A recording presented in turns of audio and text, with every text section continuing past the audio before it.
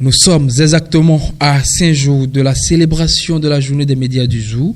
Madame, Monsieur, bonsoir. Merci de prendre le rendez-vous de l'actualité sur Icon TV.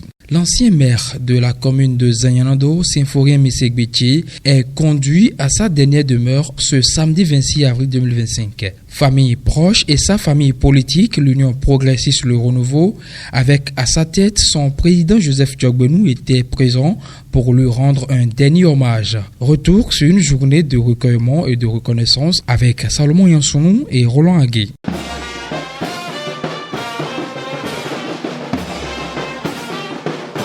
Feu Symphorien Misegbetié, conduit à sa dernière demeure le samedi 26 avril 2025. Avant cette ultime étape, l'église catholique Saint-Odile de Gbanamé a accueilli sa dépouille pour la messe des obsèques. Tous étaient réunis pour lui rendre un dernier hommage. Famille, amis, anciens collègues et élus. Dans son homélie, le prêtre célébrant s'est référé à l'évangile du jour selon Saint Marc pour inviter les fidèles à cultiver l'amour du prochain.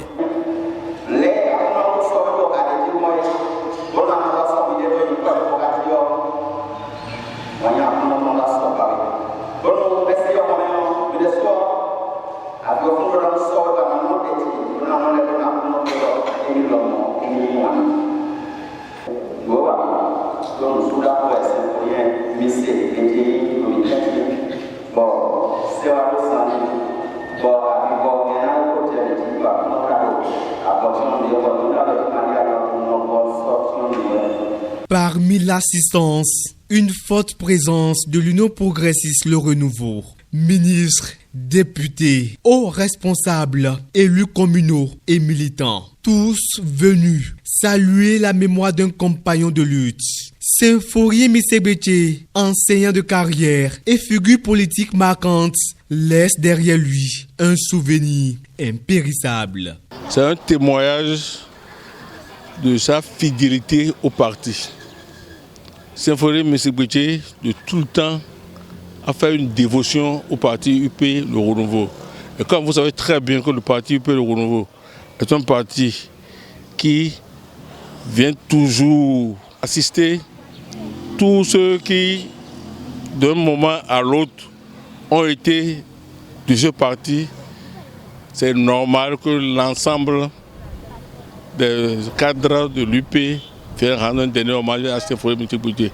Le camarade Misegbetié a été un membre très actif de l'Union progressiste Le Renouveau et il urge que nous venions quand même lui rendre un dernier hommage au nom de la coordination de Zakota pour ses obsèques. Misegbetié a été fidèle. Misegbetié est l'un des rares hommes politiques qui sait là où il allait, il sait de quoi il était capable et il connaissait sa mission. Et la mission en politique s'assigne. C'est vous-même qui vous assignez votre mission. L'illustre disparu laisse derrière lui un grand vide. À travers leur porte-parole, la famille a exprimé leur profonde gratitude envers toutes les personnalités mobilisées depuis l'annonce de la triste nouvelle survenue le 6 mars 2025. Aujourd'hui, notre seule consolation est de savoir que papa a été bien soigné et suivi par les différentes équipes médicales qui ont eu la responsabilité de son traitement au cours de ces derniers mois, mais également que vous avez été nombreux à lui témoigner votre soutien de divers ordres. Ceci lui a été réconfortant.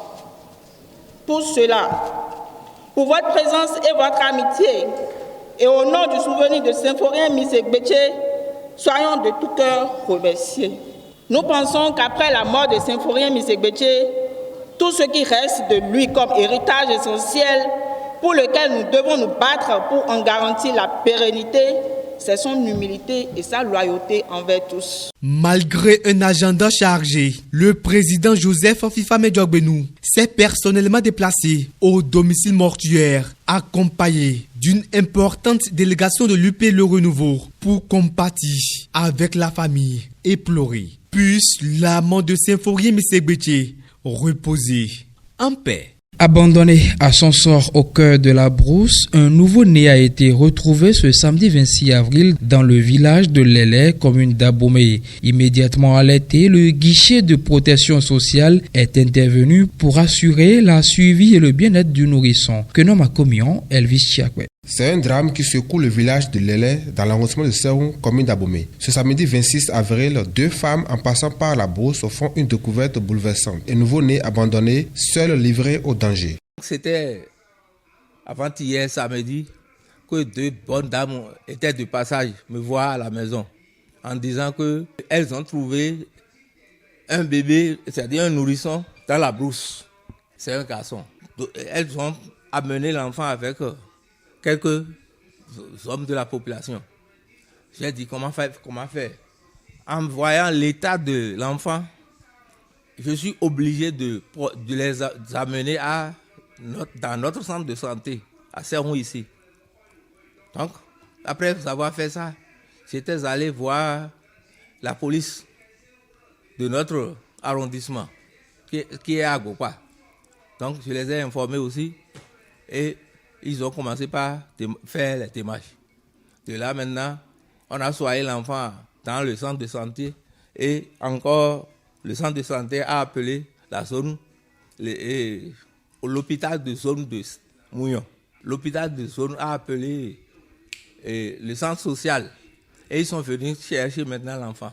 Immédiatement alerté, le guichet de protection sociale, appuyé par la direction départementale des affaires sociales et de microfinance du Zou, a rapidement pris en charge l'enfant pour assurer sa protection et ses soins. Nous avons été informés de la triste découverte d'un nouveau-né et nous avons été saisis d'abord par les autorités locales. Au moment où je vous parle, le nourrisson va bien, il va très bien.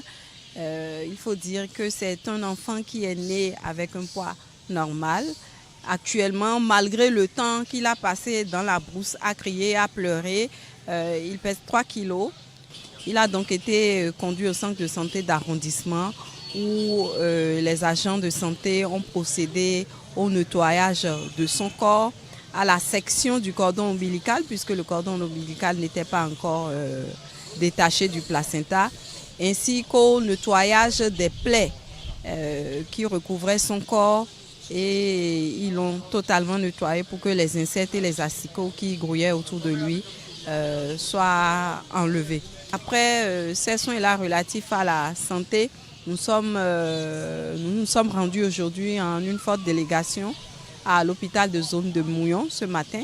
Nous avons déployé notre plan d'action qui va consister, lorsque l'hôpital va estimer que l'enfant n'avait plus besoin de soins médicaux, lorsque cela sera dit par la santé, nous allons saisir le président du tribunal, et notamment le juge des mineurs, qui va délivrer une ordonnance provisoire de placement.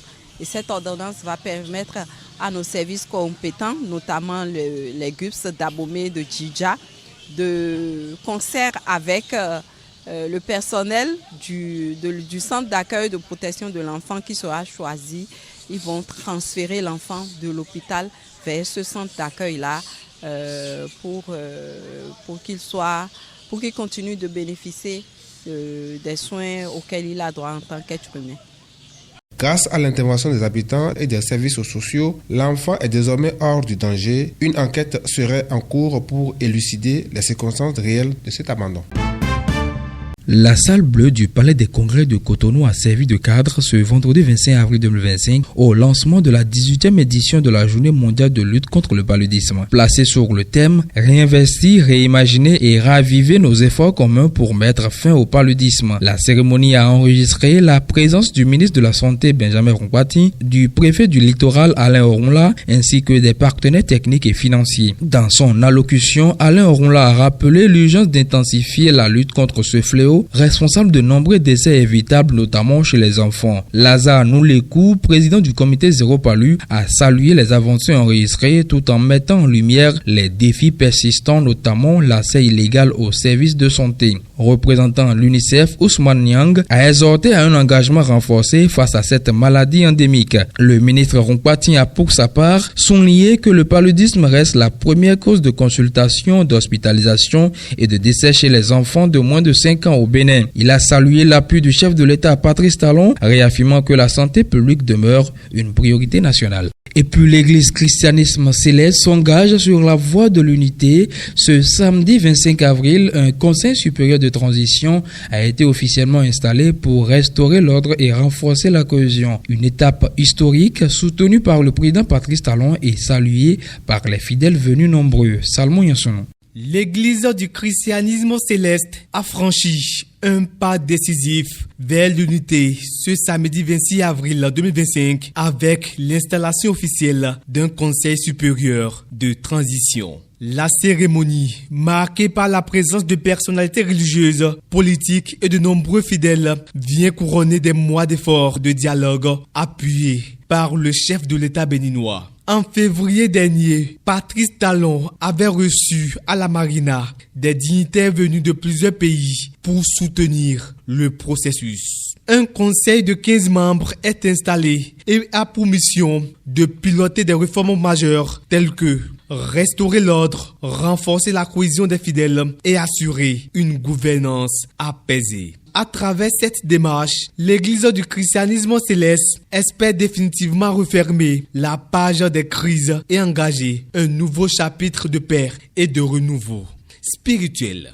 Entre célébration et contestation, le Togo a marqué ses 65 ans d'indépendance ce 27 avril. Alors que le pouvoir défilait à Lomé, l'opposition privée de meetings dénonce une entrave grave à la liberté d'expression sur fond de transition vers une nouvelle république. Que nomme à Comian. Le Togo a célébré dimanche 27 avril 2025 le 65e anniversaire de son indépendance par un défilé militaire et civil à Lomé 2 en présence du président Faure Gnassingbé. Cet événement marque la dernière fête nationale sous la 4e République avant l'entrée en vigueur de la nouvelle constitution. En marge des festivités officielles, plusieurs partis d'opposition et organisations de la société civile avaient prévu un meeting sur la plage de Lomé. Cependant, à la demande des autorités, notamment du ministère de l'administration territoriale, ils ont été contraints d'annuler l'événement sans nouvelle date annoncée. Cette décision a suscité la colère des organisateurs dénonçant un traitement inégal. Le professeur David Dosset, porte-parole de la coalition Togo Debout, a critiqué l'autorisation accordée à d'autres activités sur le même site, dénonçant ce qu'il considère comme une atteinte à la liberté d'expression. La situation alimente les tensions politiques dans le pays. Les Canadiens sont appelés aux urnes ce lundi 26 avril, une élection marquée par les tensions avec les États-Unis et le duel entre Mark Carney et Pierre Poilievre. Le contexte reste tendu quelques jours après l'attaque tragique survenue à Vancouver. Les Canadiens votent aujourd'hui, lundi 28 avril, lors des élections législatives anticipées sous haute tension. Le conflit commercial avec les États-Unis et les menaces d'annexion de Donald Trump dominent la campagne. Mark Carney, Premier ministre et chef du Parti libéral, est donné favori face au conservateur Pierre Poilievre. En toile de fond, l'émotion reste vive après l'attaque à Vancouver où un véhicule a percuté la foule d'un festival. Malgré la présence du nouveau Parti démocratique et du Bloc québécois, le scrutin se jouera principalement entre libéraux et conservateurs. Page sport dans cette édition, le Bénin vibre au rythme du cyclisme. Ce lundi, 14 équipes internationales s'élancent pour la 20e édition du Tour du Bénin. 6 étapes, des points UCI en jeu et un enjeu crucial pour les mondiaux de Kigali et les Jeux de Paris. Gaius Agouakounou. Le Tour cycliste du Bénin s'élance ce lundi 28 avril pour sa 20e édition. L'épreuve disputée en 6 étapes du nord au sud du pays s'achèvera samedi à Cotonou. 14 équipes sont au départ, dont 11 venus d'Afrique. Ce tour est désormais le dernier en Afrique de l'Ouest, labellisé Union cycliste internationale, UCI. Pour Salami Afossétien, entraîneur béninois, l'enjeu est de taille. Sans compétition UCI, les cyclistes africains peinent à se qualifier pour les grandes échéances mondiales. Tandis que le Sénégal, le Mali ou la Côte d'Ivoire ont perdu leur label, le Bénin a su maintenir le sien grâce à un important travail d'organisation et d'investissement. Résultat, des équipes du Cameroun, Ghana, Maroc, Afrique du Sud ou encore des Pays-Bas et des Philippines ont fait le déplacement pour marquer des points essentiels avant les championnats du monde de Kigali et les Jeux Olympiques. Et ce sera tout pour cette session d'information. Merci de préférer Icon TV. Portez-vous bien.